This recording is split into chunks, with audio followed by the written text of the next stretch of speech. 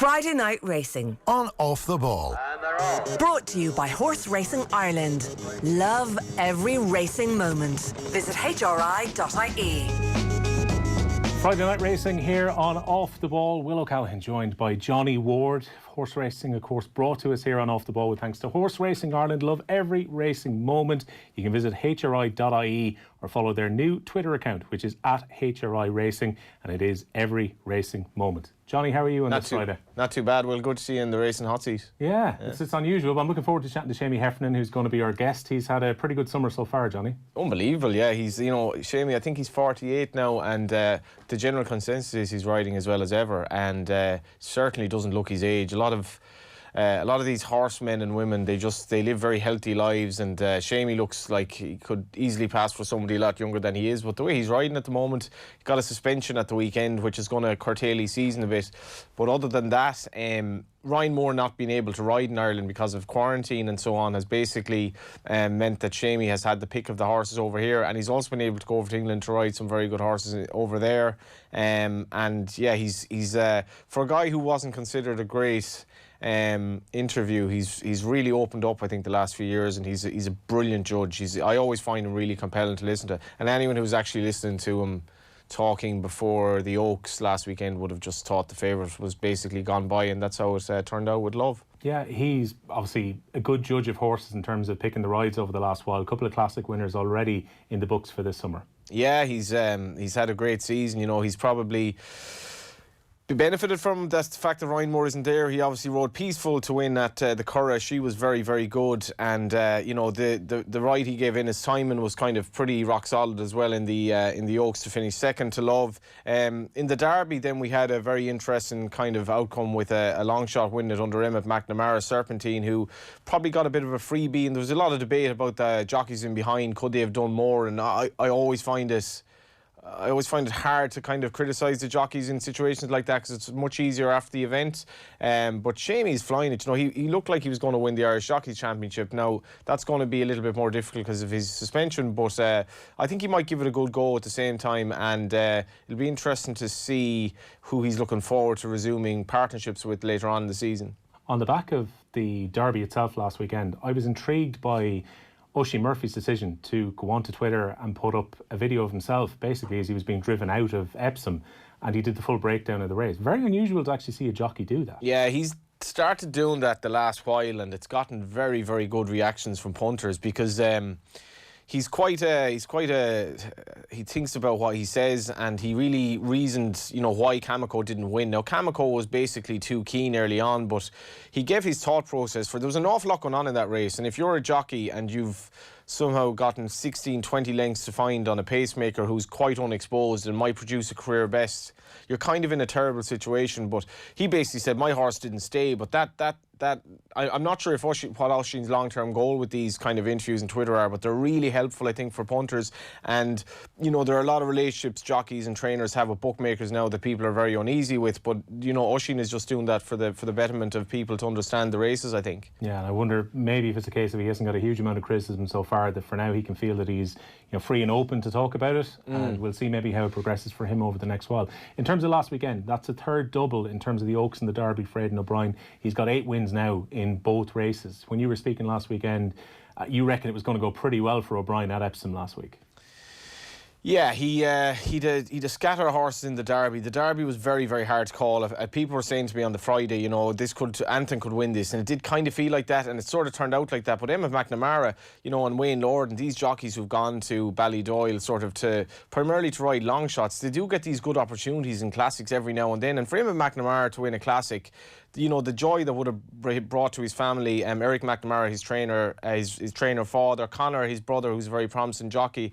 I think Emmett said to me that, or said on Instagram, that Eric was getting as much mileage out of it as he was, because it was a real family thing. But Aidan, then his record in the Oaks, to win it again with Love, it's very much Aidan O'Brien and Galileo. The progress these two have made has been so intertwined that I think their legacy will be very kind of very much intertwined. And when Galileo and will happen in the next few years, Galileo will eventually run out of the juice, as it were. They will have to find that next stallion to replace him, and that'll be a challenge, because Aidan and Galileo horses, they dovetail very well. Aidan asked them to run, he asked them to improve, and he asked them to win, and Galileo horses want to do that. And Love's performance was pretty extraordinary, it had to be said. I think she won by 9-10 lengths. She had the race over and a long way from home. I'd love to see her go to the Arc later on in the season, take on the older horses, take on the colts, because 3-year-old fillies have a good record in the race, and her performance was pretty extraordinary, because the filly that she beat in second, Dennis Timon, and Frankly Darling back in third, they're very, very promising, and she absolutely obliterated them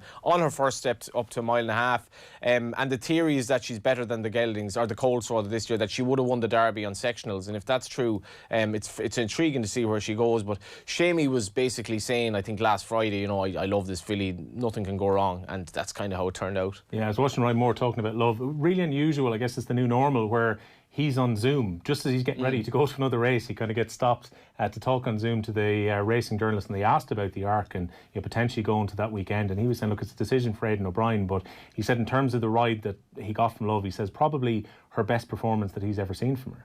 Yeah, it was astounding. Like, she obviously won the Guineas, but the question was, could she stay up to 1.5 miles? And her full brother Peachtree stayed 1.6 miles, so there were very encouraging signs. But a lot of that is temperament as well. Well, you can have a horse like, see, the Stars ran in the Derby, but he was very keen. And you've horses like Dawn Approach stepping up from the Guineas to the Derby. They say the Guineas is the best trial for the Derby, but you're still going 50% longer in your race. So it'd be like a 1,000-metre sprinter stepping up to 1,500. It's a big difference, and in racing it's even more pronounced. The big thing about her is she has an uncomplicated manner. She gives herself every chance, and I think she's probably the pick of their 3-year-old middle distance horses, regardless of the sex. I'm not fully convinced about what happened in the Derby with Serpentine, but she looks absolutely bulletproof, and wherever she goes from here, it'll be fascinating to see what race plan he has for her, because I don't think they should be really afraid of taking on anyone at the moment with her, be they older horses, colts, or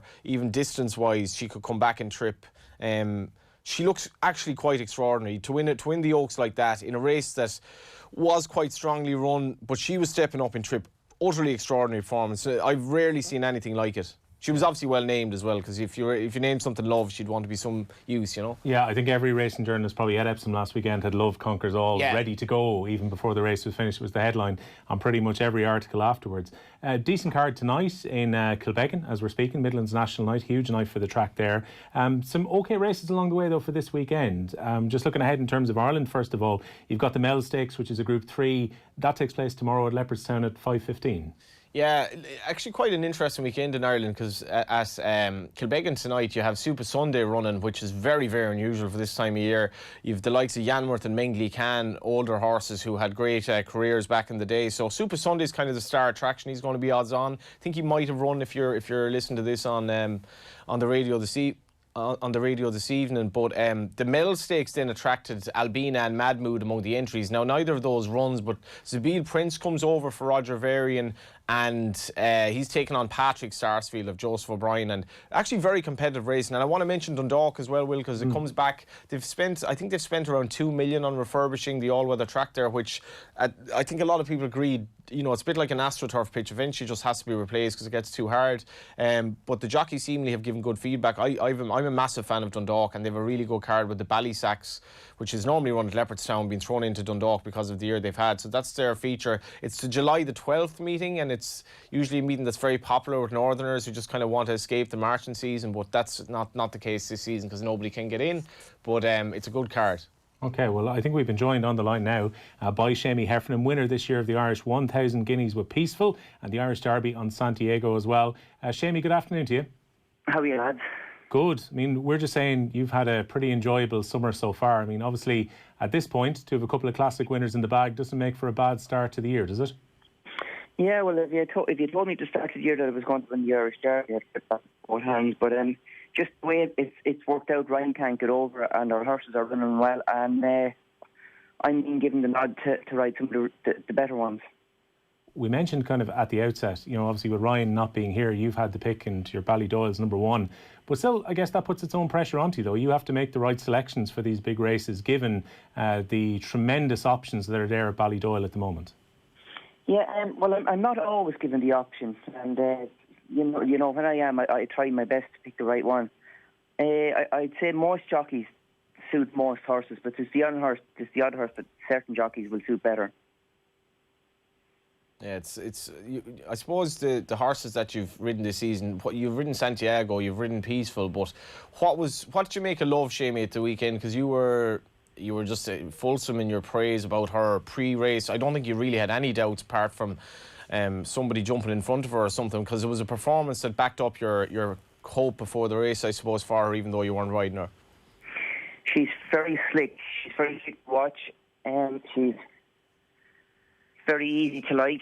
She's just a professional in every way. When she goes racing, all she needs is a bit of luck and a clear run, and she delivers. Did you expect that performance to be, you know, the way she won so impressive? Was that a surprise to you? It wasn't. I only ever got to ride her once in the track, and I think it was over 7 furlongs in a group race at Leopardstown.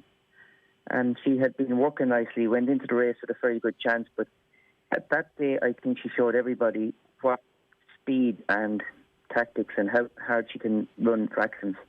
Yeah, and in terms of the Derby, what was the thought process for a jockey that's in behind Serpentine in that race? And, you know, I imagine it was a very difficult place for jockeys to be, because it was just one of these sort of slightly freakish races in which you had a very good winner who just wouldn't come back. Yeah, now and again you get these sort of run races that throws results, but the one thing you can't do with a Galileo is give them that much leadway, especially when they're unexposed. Ideally, hindsight is a great thing, but I would have loved to have been in front of the horses I was following. After going a couple of furlongs, I was more than happy following them, but as it panned out, the race wasn't happening. What does it mean for someone like Emmett McNamara as well, who's a part of the team in Ballydoyle, but he gets on a horse that he probably half quietly fancied to run a big race, and all of a sudden he's a classic winner? And I imagine, as much as you've won your share of classics, it must be lovely to see the likes of him have his day in the sun as well. Yeah, Emmett's a very underrated rider. He doesn't get the opportunities, and probably because he's a little bit heavier than flat jockeys, but when he does, he's more than capable of steering them around. I mean, all you've got to do really is follow the rail and have a bit of luck. Seami, obviously your association, we're talking about Aidan O'Brien in glowing terms here, you know, given the summer that he's had, and given the fact that, again, last weekend, success with both the Oaks and the Derby, 8 now each in those 2 races, and the third time he's done the double in them as well. Your association with him goes back, about 20 odd years now? I think it's 24 years since you've linked up first. Yeah, I was lucky enough to meet him when I was very young, and we got along, and he's always made sure that I had a job and was on the team, and sure, listen, it's brilliant. Year in, year out, he just keeps delivering, and that's why he's holding on to his job, and that's why the breeders are breeding the horses to give him, and he's just all class. I mean, obviously having the right horses and breeding them well is a huge part of that success, but can you give us an insight into the kind of character that we get from Aidan O'Brien? Because when we hear him after races, we hear this very calm man who seems to know everything that's going to happen, but what kind of drive does he have within him to be able to go and be so successful over such a long period of time? Actually, he's always has been. His interview now is the same as when he started. One of the biggest things that probably helps his success, the bunch of owners he has they've seen a lot of water under the bridge. They accept when it comes. You know, they have a bit to do with it, but they trust it with their money, their pedigrees, and they trust them to deliver. So it just keeps working. There's a lot of lads there whose ability complements everyone else's ability. They'd go back to Jim Bulger's, obviously, Will, Aidan and Seami. But, like, did you know at an early stage, Seami, that this fellow was maybe a little bit different to everyone else? Well, I didn't know that he could handle horses and was going to get the results, but he was always different, yeah. Yeah, and why did you kind of click? Was it that you were both two quiet lads, or did you just think we can do this well together if we team up? He clicked probably because he had the ability, and I clicked because I wanted to make a few quid and follow the ability. So I don't know what happened, but I've been happy enough, and he's probably happy enough to have the likes of me around. Yeah, well, no, I'm not the same in the same mood most days. Say that again, sorry? he was probably happy enough to have me around, knowing I'd turn up in the same mood most days. What you're trying to imply there maybe is that you know what to expect from you. You're going to do your job and clock in, clock out, and be a reliable performer at the very least. Yeah. And you're also I suppose he must appreciate your feedback as well, because, you know, talking to Donica, we'll say this week, where Donica was saying Donica had his first classic win last week with Fancy Blue in the French Oaks, but, you know, he was asked, does he ride out anymore? And he said, well, I ride out the odd Sunday when I'm kind of short of staff, but if I'm riding out, obviously, I can't really take much notice of the horse around me. So I suppose the point I'm making here is that trainers are very reliant on delegating responsibility to the work riders and the people who are riding the horses. Now, Aidan obviously places a lot of stock in your judgment of a horse, and particularly a young horse. Yeah, listen, it seems to have that gene as well. You're born with it or you're not. You can try and teach it, but if you don't have it, it's going to be very, very hard. You know, did you see different things, and did you see horses doing different things that makes the difference? Seamie, last week we were talking to Dylan McMonigal about kind of how steeped he was from a young age. I think he was saying he got up on a pony for the first time at 3 years of age, and by 12 he was winning massive pony races down in Tralee. Your kind of journey into racing probably came a little bit later. I was reading you were 11 or 12 before you really got interested in horses in the first place. Yeah, it was through Arthur Moore I originally got in, and if he turned me away these gates, I probably wouldn't have pursued. You know, it's unfortunate the way things are now that kids that young can't get into racing. There's rules and regulations and different things, but if Arthur didn't give me the job, I probably wouldn't have ended up in racing. No, and unfortunately, that's just the way life is. Situations move on and rules move on, and you have to abide by them. In terms of rules and regulations, how have you found this year? Because we've been asking all the jockeys over the last while what lockdown was like for them, and how maybe it changed their preparation for the season, and that kind of period where you weren't able to get out and do the normal work. How was that lockdown period for you? The hygiene thing in Ballydoyle is always pretty strict, but it's been a lot stricter since this came in. But it has to be to keep going. If it's not strict, if it wouldn't have opened up and it wouldn't keep going. But that's just the year that's in it, and you know you have to do and follow the guidelines to keep the wheel turning. I'd imagine as well you must be massively looking forward to when we get to a point that patrons will be able to get back to the track, because I'd imagine it has to be a little bit unusual. You know, you win a classic and normally you're getting roared all the way down for the last few furlongs, and this time round it's an empty and kind of sterile environment where you're winning these big races. Yeah, it's a bit strange. There's nothing as get you the feel as the adrenaline going racing, watching, if you have a part of a horse, taking part, watching it in the ring, watching the horses getting hot, watching everything that's about to happen, and then if it happens, it's your heart rush. You know, it's amazing. This is the thing as well, Will, that like probably maybe non-racing people don't particularly understand, is that having a crowd or a big crowd at a race meeting brings on another challenge for the thoroughbred, and that the thoroughbred has to basically behave himself or behave herself, because if you're at Cheltenham and you're, you know, you might have these mental frailties. A lot of horses don't take the prelims all that well, and that's kind of part of the makeup of the good horses. You have to be able to run, but you also have to be able to maintain your temperament. And Seamie, is that like, what's that been like? Because you obviously when the weather is warm as well, you get a lot of horses sweating up, you get a lot of them expending energy before the race, and all of that factor is basically completely out the window for the last few months. It is, yeah, but for some of the breeders turn up too. Their attitudes and temperaments turn on. For the odd horse that it does have a bad effect on it, you know, you miss people being there, and you miss people telling you what way the race is going to pan out, and tactics, and you know, I miss a big part of the people not being there. I would assume as well, Johnny, when it comes to some of the horses, it has to be, they're used to, say, running in big races. They're used to the crowd being there.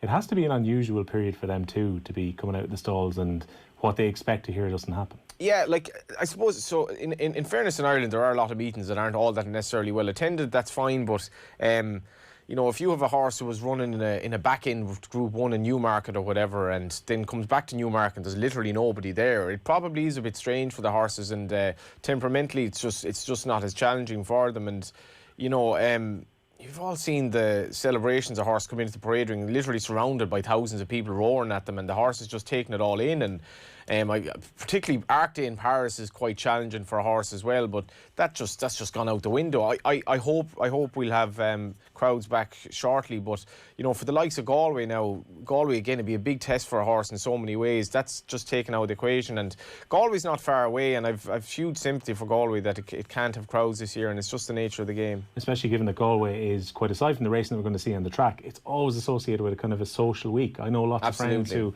go across, spend a bit of time at Ballybrick, go into the city, stay for a few days, and maybe even come back for some of the racing on the weekend. It's just going to feel different. It absolutely is. And Seamie, I know obviously you'd be kind of toggling between Galway and Goodwood, but Galway is going to be, like, I don't know, it's going to be very, very odd this year altogether. Yeah, there's no pluses in not having the people there, but at least if we keep it going, the breeders are going to breed a few winners. Owners will get prize money, you know. Hopefully we'll get more people into the game as well, and show them that it's really, really interesting, and the adrenaline and the kick and the buzz and different results, a different way you feel when you have a winner is we'll cancel all that out. You mentioned how interesting racing is. Do we sell the game well enough to people who maybe don't understand it? Because I think, I don't know, there's so many aspects to horse race, and I suppose the life of the horse himself or herself, where she started off, who bred her, who she's related to, her story so far. Is there things we can improve in making it a more attractive package to people, do you think? There probably is, and we probably don't do a good enough thing, but you can't push people into it either. All you can do is encourage them and get them to have a go, and I'm sure some people will like it and some people won't. But the Irish are kind of renowned to be the best horse people in the world. You can get a farmer get into horses, and they just have a natural thing that the horse will follow them and do what they want to persuade them to do. It's something that we have, and we don't utilise it enough, I'd say. That's interesting as well, Will, because Seami, as you say, his background isn't necessarily racing. And how long did it take you, Seami, to kind of understand, or where it clicked in your mind, yeah, I'm actually good at this? I'd say from a very young age, when I started mucking out in Creaselton, and then I used to get to bring a horse in from the paddock and then maybe lead it back from the gallop. It was just really rewarding that the animal would follow you, and the animal would notice something, and you'd stop and look out into the field to see what he was looking at.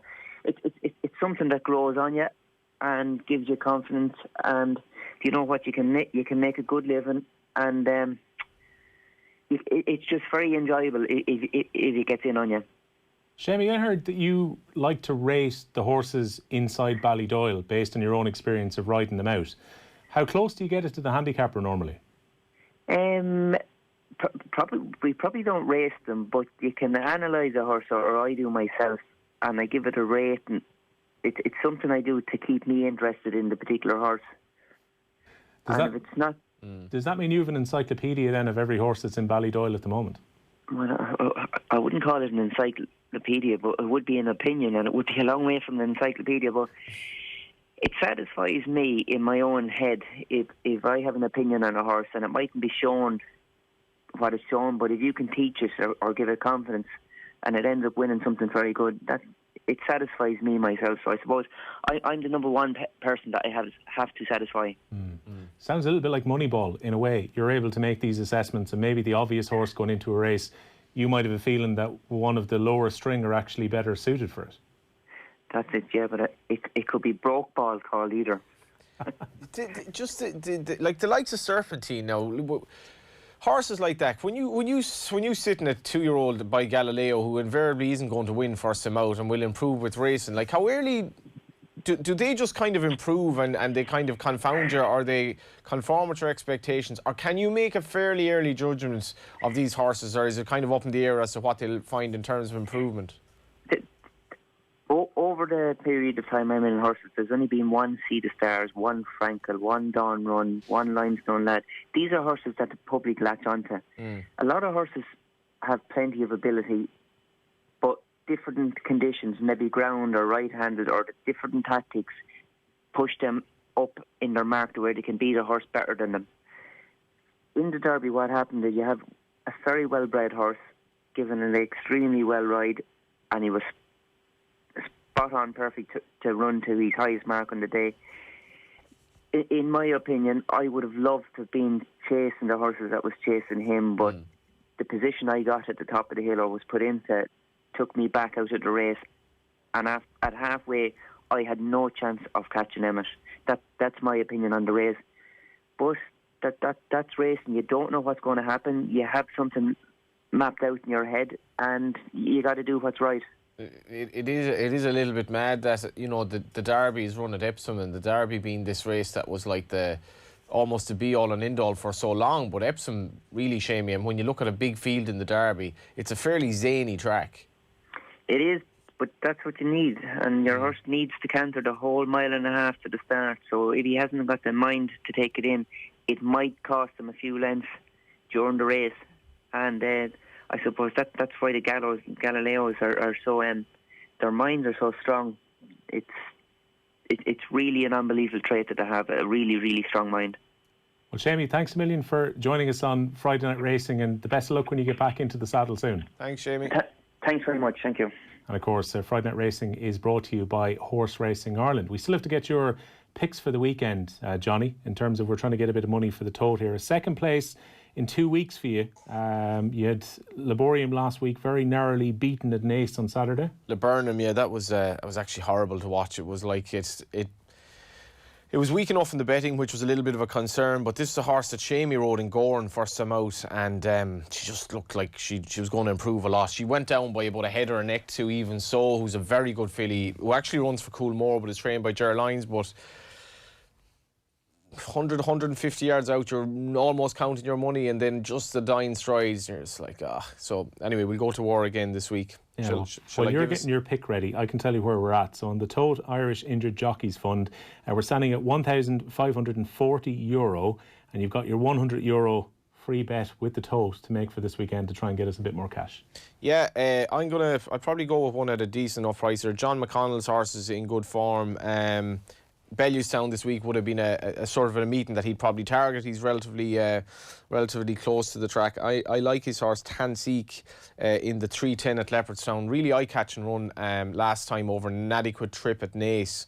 Very good draw under Rory Cleary. Massive positive for this horse. I think it could be a big price as well. Okay, well, we'll keep an eye on that price. As always, Tote customers can bet on live streams on the Irish, UK and international racing markets on thetote.com.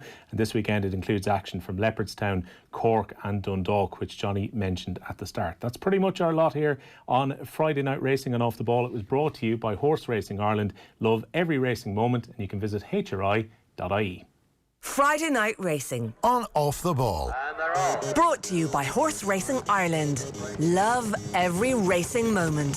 Visit hri.ie.